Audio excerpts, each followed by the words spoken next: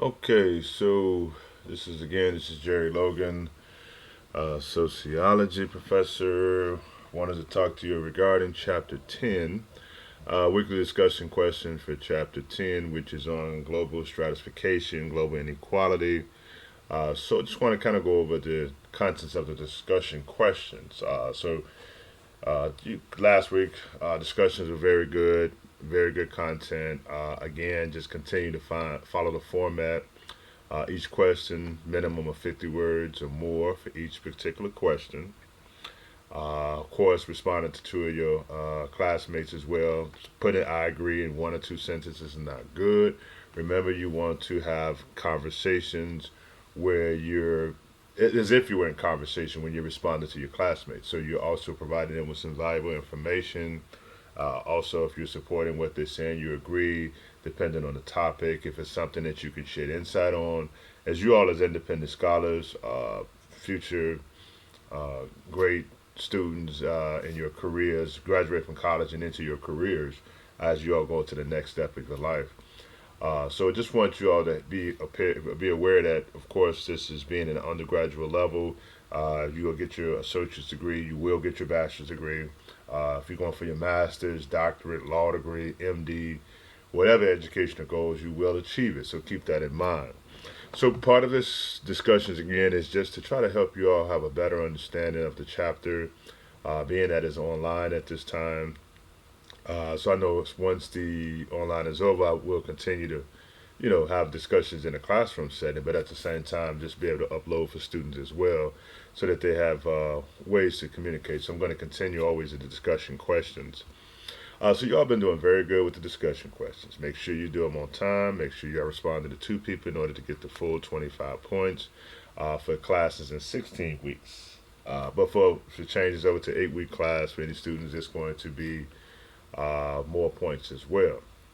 So, getting over chapter 10, let's talk about global stratification. I know that is not the most interesting chapter, however, in the sociology course, global inequalities, global stratification is very important. So, of course, you do have my PowerPoint presentation, uh, the uploading the video presentation as well. Make sure y'all have that as well. Also, I just want to kind of just discuss what's the contents of the question so that as you all review the PowerPoint presentation and the video, that you'll have a better understanding of it. So the question is, what is social stratification? So it talks about that in the chapter. We talked about that in social class a little bit, but social stratification, make sure you're familiar with that. And then also explain the difference between a caste system and a class system. So, of course, the caste system is traditionally whatever you were born it, you are started that way for the uh, rest of your life, so to say. So your father was a shoemaker, you would be a shoemaker for the rest of your life. Class system, you're able to move up and down the social class ladders we talked about before with social mobility. Keep that in mind. Make sure you answer those questions in number one. Number two, global stratification. How does some countries become more powerful and wealthy than other countries? One of the things, global stratification, remember this is a global economy. And so as you all do research and more information on global stratifications, it depends on also natural resources and what, raw materials and natural resources a country may have. And at that point with that particular country, the resources may be good, or there may be where they can, be able to make money off of that. Trading, and also look at trading, exports, imports, all that stuff you are familiar with. Also, one of the other things we've talked about before with global stratification is that when there's colonization, as in the PowerPoints in the chapter, it talks about the colonization of Africa, in which Africa was colonized by European countries early 1900s, and it continued on for a period of time as well. And the natural resources such as gold, diamonds, oil, crude oil, different things like that were part of that country, the countries in Africa. And then if you come over there, just like going to somebody's backyard, you take over their stuff, then of course, you have access to what they have and make yourself rich.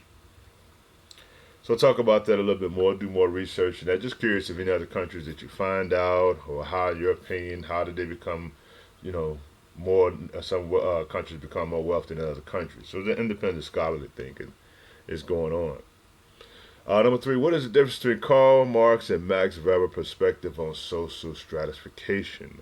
Remember, when we look at social stratification, Marx and Weber had different opinions. Kind of look at Marx's perspective on class consciousness. I'm not going to get too much into that. It's in a video on the PowerPoint. When we speak of class consciousness, Marx is saying, okay, we are not owners.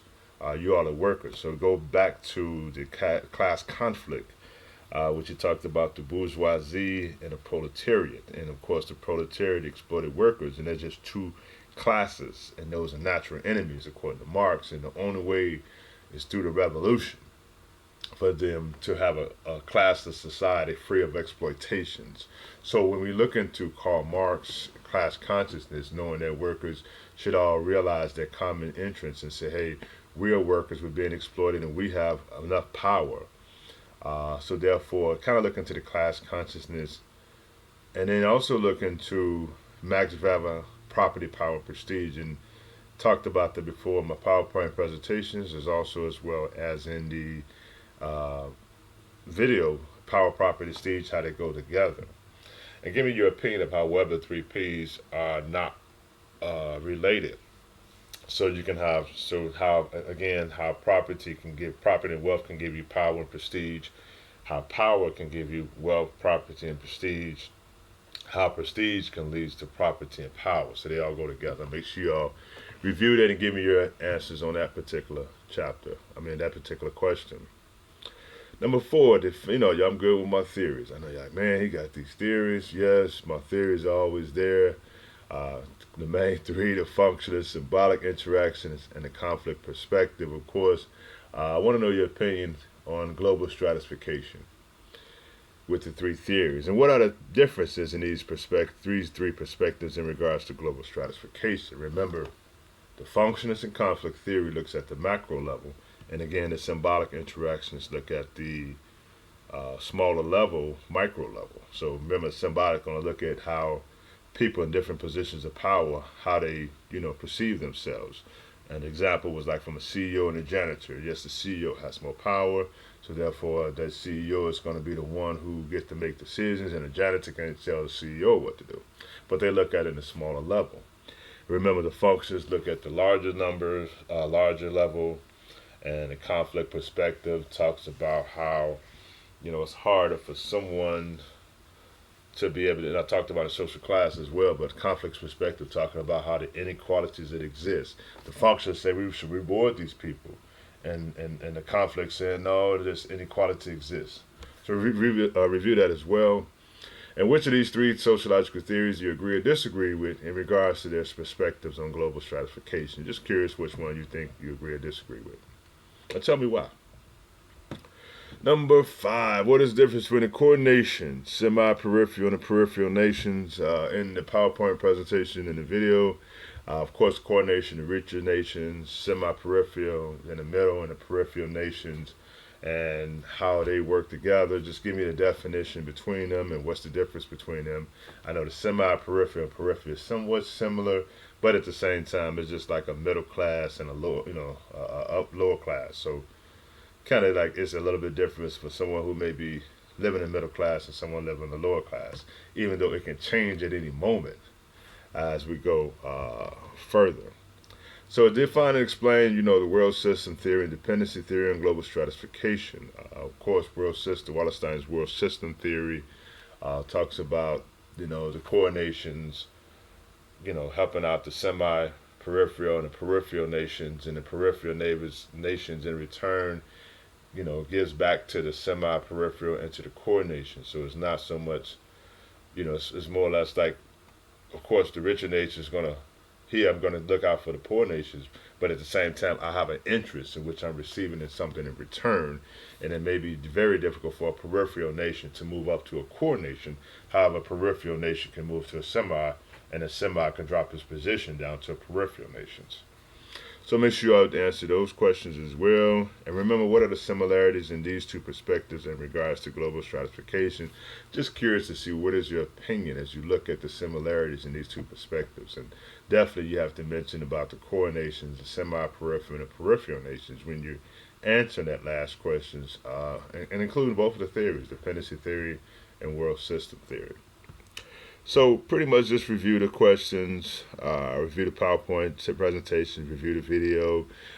Kind of just want you all to really think about this because it's something new for students to learn about global stratification and inequalities that exist. But I want you all to be more of an independent thinker and scholarly thinkers and thinking, okay, globalization is here, and this is a global economy. My concentration, my doctorate in business administration, concentration in international finance, I'm very familiar with it. But at the same time, I just want students, you all, to be familiar with it so that you're learning not just about what's around the corner in the United States, but the whole world.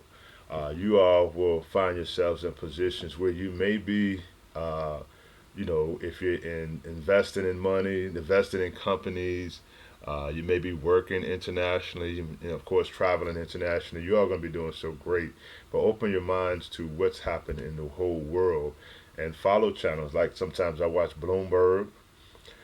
Comes on. I watch the stock market in Asia, Europe, all over the world, how things affect the economy. So just be familiar. Just open your minds a little bit more if you're not familiar with it. So I don't want to kind of go too much of lecturing into this discussion questions. I want to pull more and figure out what have you learned and what are you learning, and trying to find more information that you all have. So what you think about this? So make sure you answer the questions 150 words or more. Don't make it 148 and counting. Just elaborate, discuss it. You all have been doing very well with this. I appreciate it. You all are learning very much. We have a few more chapters to go. So, but you all are doing very great. So, of course, always any questions, feel free to email me. Thank you.